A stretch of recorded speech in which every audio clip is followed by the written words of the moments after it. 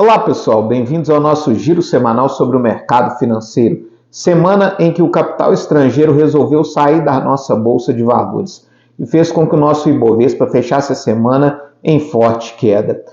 Enquanto isso, nos Estados Unidos, o imbróglio entre Estados Unidos e Irã continuou e acabou fazendo com que o petróleo voltasse a subir essa semana. Começando falando aqui do Brasil, nós tivemos dois fatores que pesaram na nossa bolsa de valores essa semana.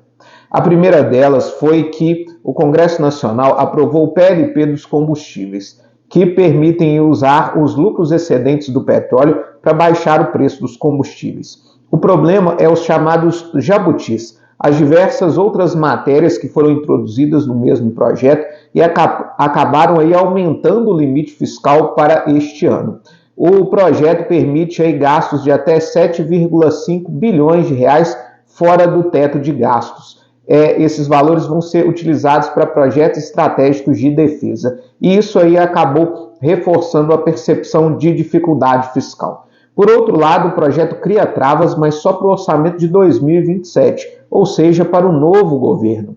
E essas travas, segundo o ministro da Fazenda, Dário Durigan, vão diminuir aí em cerca de 10 bilhões de reais os gastos obrigatórios do governo para o ano que vem.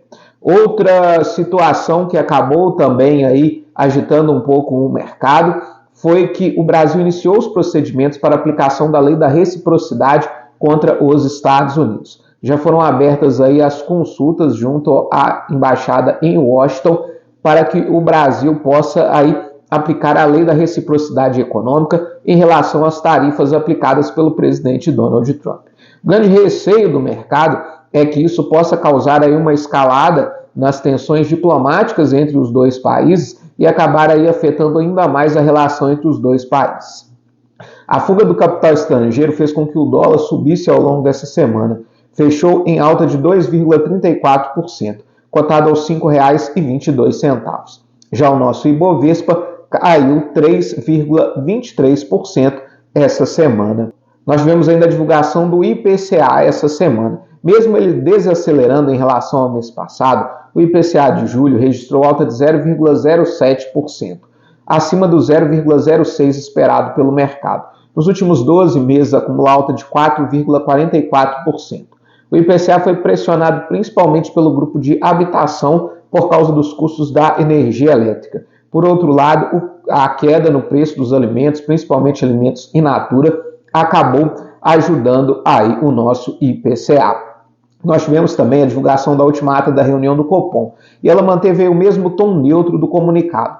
A ata prega cautela em relação ao futuro da política monetária e insiste aí na necessidade de manter uma política monetária restritiva por causa das desancoragens das expectativas de inflação. Foi outro fator também aí que pesou na queda da nossa bolsa de valores. Já o petróleo fechou essa semana em alta de 5,95%, cotado aos $88,52 o barril Brent referência para a Petrobras.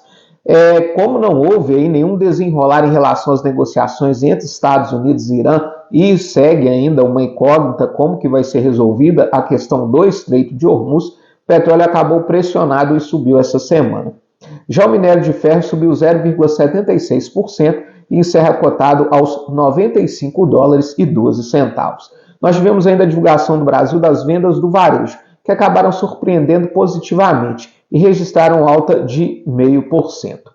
Outra notícia que nós tivemos ao longo dessa semana foi que a Petrobras achou indícios de petróleo na foz do rio Amazonas, na costa do Amapá, na chamada margem equatorial brasileira.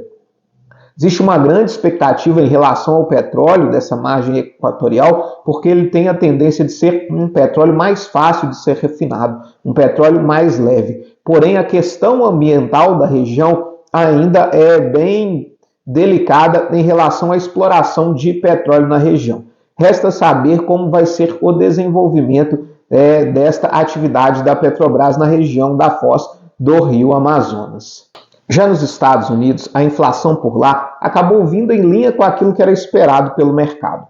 A inflação ao consumidor medida pelo CPI registrou alta de 0,1% e acumula nos últimos 12 meses alta de 3,4%. Já a inflação ao produtor, medida pelo PPI, ela veio também em linha com o esperado, ficou estável e acumula alta de 4,7%. O que acabou decepcionando nos Estados Unidos foram as vendas do varejo, que registraram queda de 0,6%, quando o mercado esperava uma alta de 0,1%, mostrando uma economia norte-americana desaquecida. As bolsas norte-americanas fecharam mistas essa semana. O S&P 500 encerra em alta de 0,44%, a Nasdaq subiu 0,18% e o Dow Jones caiu 0,63%. Já na Europa, o Stoxx 600 caiu 0,35%.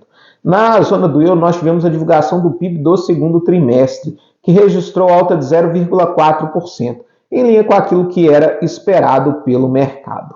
Falando agora da nossa renda fixa, o nosso IMA geral acabou tendo uma leve alta ao longo dessa semana, subiu 0,08%.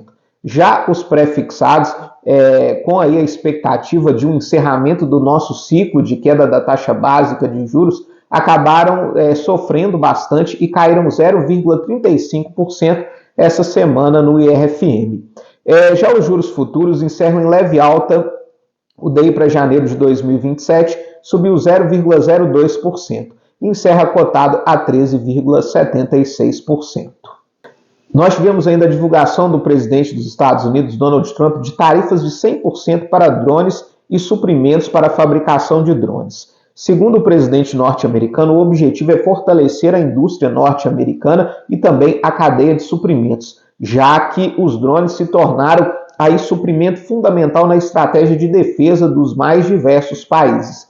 Porém, aqueles países que têm contratos de parceria comercial com os Estados Unidos vão ficar com uma tarifa bem menor, que vai girar em torno de 10% a 15%, dependendo do tipo de acordo comercial que foi assinado com os Estados Unidos. Para a semana que vem, nós temos a divulgação da inflação do Reino Unido e da zona do euro. Aqui no Brasil sai o IBC-BR, Índice de Atividade Econômica, medido pelo Banco Central, que é considerado aí uma prévia do nosso PIB. E nós temos também reunião do nosso Conselho Monetário Nacional.